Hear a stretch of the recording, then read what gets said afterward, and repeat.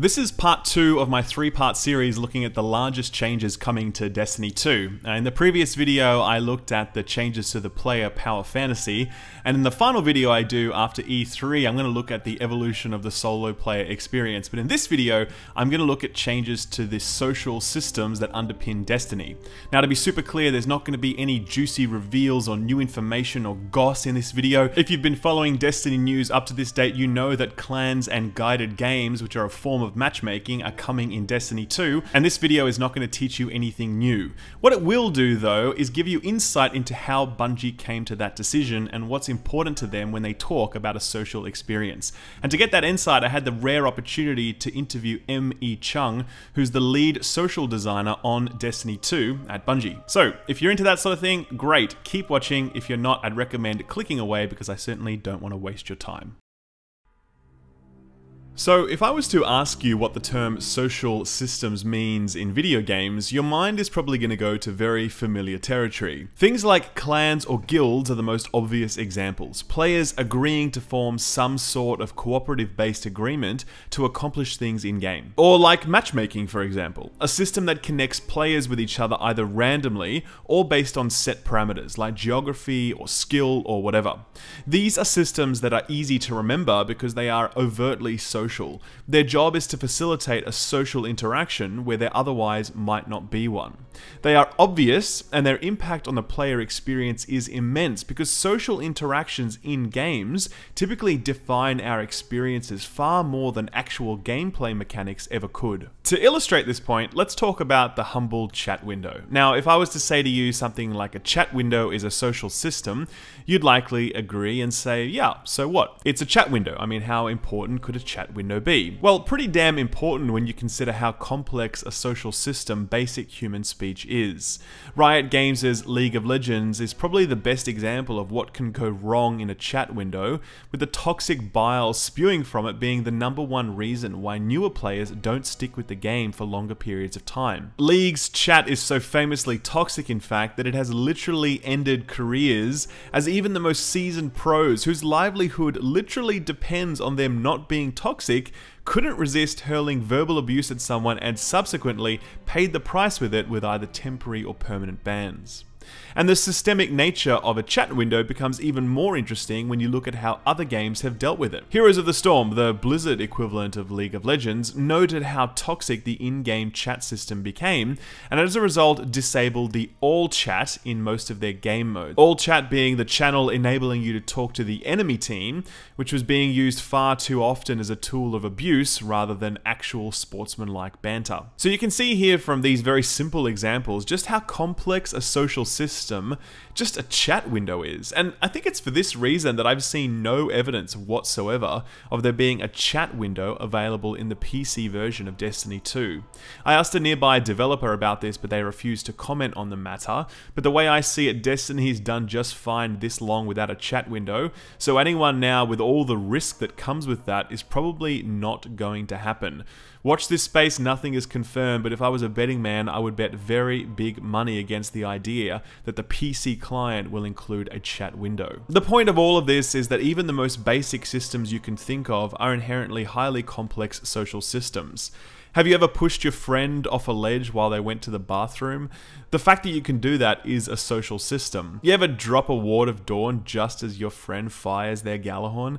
That's a social system too. It's a point I was keen to talk about with Chung when I sat down with her and I asked her what social systems mean to Bungie. Now, just a note on the recording, I wasn't allowed to record images, only voice, and there was a ton of background noise that some of my friends have done their best to remove, but it's still in there. You can still make out what's being said, but yes, it is noisy. Anyway, here's Chung on what social systems mean to Bungie. That's the weird thing about social, is like it's not like you know, a weapons designer or a UI designer. It's like where it's very specific in terms of what you see in presentation and screen. It is as amorphous as fun is, because no one ever describes themselves as, like, if you were to tweet or like put on Facebook, like, I am being social. Sure. Like, that's not a thing. That'd be making it really weird. Social's not an experience. It's what I call, it's a dynamic that happens between a bunch of different mechanics, right? So everything from like the way orbs drop to have supers be refreshed for your teammates, to the way voice works, to the way physics between players works, right? All of that affects the way social works in your universe. And so, I mean, because it's such a thing that has to intersect with everybody's work, right? Because how physics happens, like suddenly Sandbox team is like, wait, that's a thing that is going to affect our gameplay, right? And so it has to happen as an agreement with everybody on the team saying, is this our number one goal? Like, we want to create communities, yes. Then everyone has to like make small decisions everywhere. For sure. There is just so much interesting stuff packed into this one response. At its core, it shows that Bungie is acutely aware of the social design impacts of their gameplay design choices. Emmy talks about the fact that it's not like designing a specific weapon, it's more about understanding how the different systems in the game collide with each other to produce a social result. In her words, social is a dynamic that happens between a bunch of different mechanics. It's on Bungie's radar. They aren't just designing things in isolation and seeing what sticks. They're actively thinking through the impact of all of their decisions on the social landscape and community of the game. But notice what she says at the end. Is this our number one goal? Do we want to create communities? Yes? Then everyone needs to make small decisions everywhere. The idea that Bungie have as their number one goal the creation of community when they think about designing a game is just fascinating. And the idea that all of the game's designers pitch in by making small decisions that add up to that social whole is equally fascinating. It's actually something that Emmy says at the start of the interview as well, literally the very first question I ask her when I sit down. When did Bungie decide that yes, we need a social designer? Like, when did they on their journey decide that this was a thing now we need someone in charge of and solidify that experience? I mean, like, so I would say that from the beginning, all Bungie games have social in their DNA. Bread and butter for Bungie, it's like a great action game in your hands, but it also has to, it is a game that inspires friendship between people. Like, everything that has happened from Bungie, like, that's bread and butter. A game that inspires friendship between people. It's a bold claim, but I think that in reflecting on Bungie's modern history with the Halo series, it's just so true. Halo had some of the best multiplayer on a console through either split screen or really awesome LAN, and Halo 2 basically invented online play on the console, and I'm really not exaggerating much when I say that. Halo 2's multiplayer was groundbreaking in almost every regard. And Destiny, to its credit, has done a phenomenal job in bringing the MMORPG experience to the console, and in doing so has created a passionate and vibrant community that is the envy of most games. Bungie know what they're doing here. They're some of the best in the business, in fact, and so it's always been really confusing to fans why Bungie, a company that is so good at this, has ignored the single most common request put to them throughout the life of Destiny 1, matchmaking for raids and Nightfalls.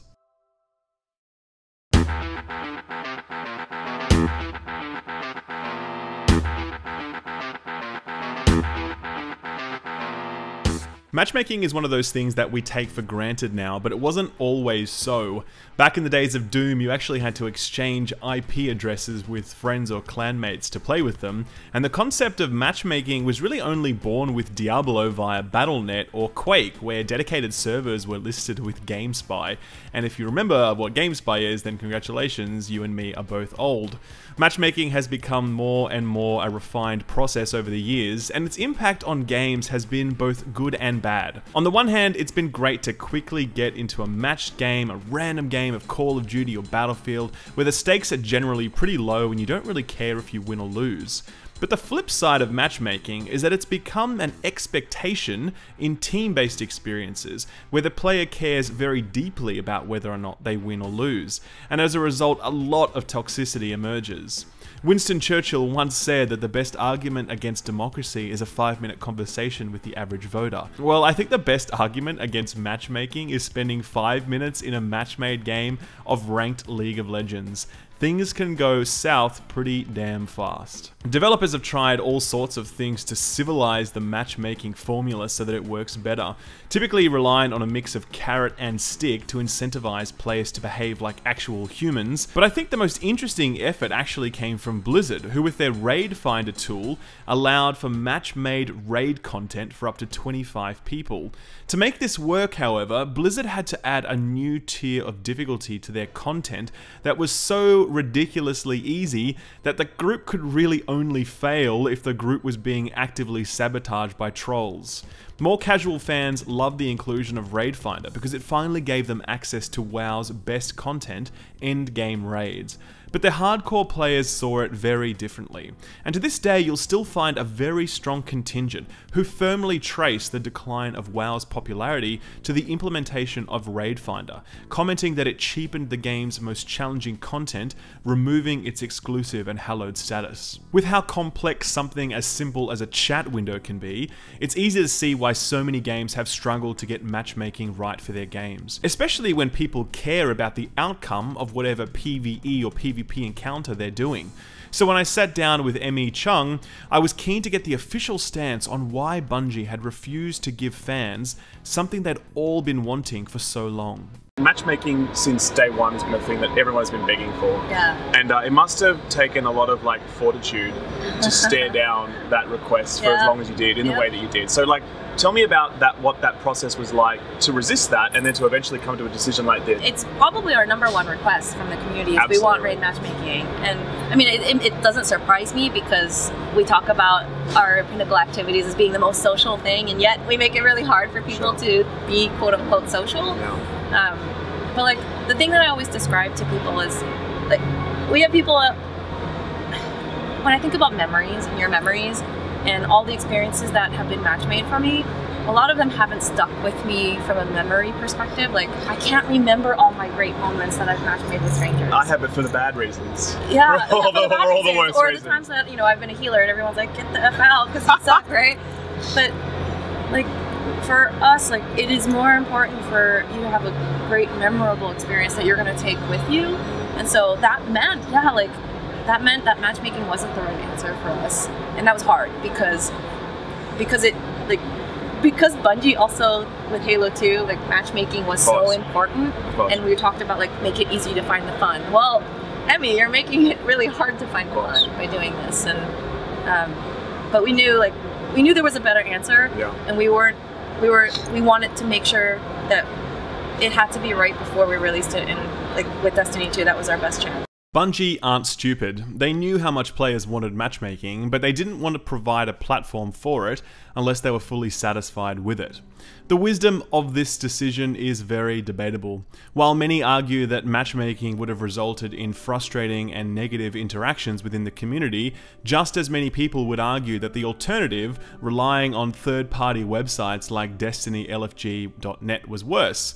It combined the random element Bungie was keen to avoid with the frustration of an external out-of-game experience, plus all of the goddamn annoyance of entering names like this into your on-screen keyboard using only your goddamn controller. I really, really hated these people. If I could offer my own view here, I would say that I think Bungie let the perfect be the enemy of the good. Waiting 3 years for some sort of matchmaking platform for raid content was simply too long. It would have been better for Bungie to have tackled this issue by some means earlier on, as locking such a large portion of the player base out of such a core Destiny experience, the best Destiny experience in my view, was bad for not only the game but for the community as a whole.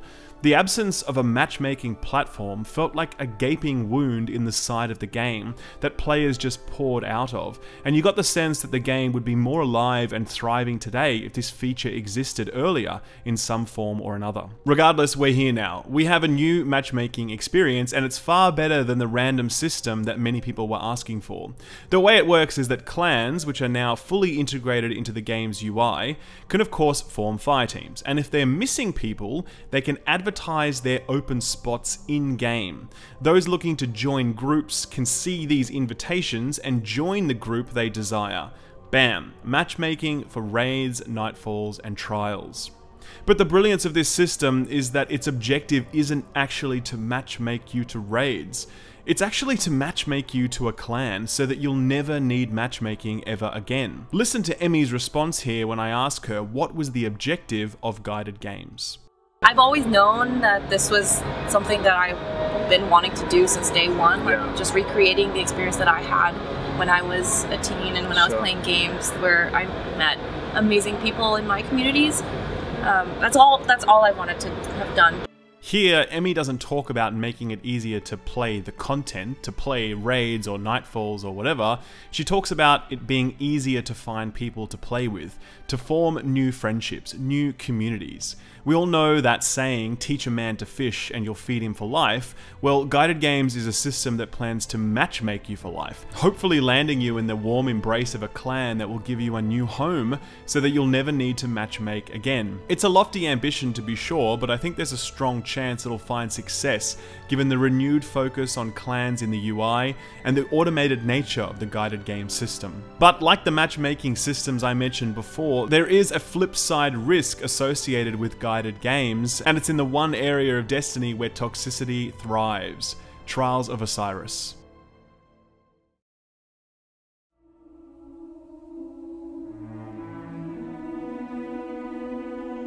Trials is the one truly competitive game mode in Destiny.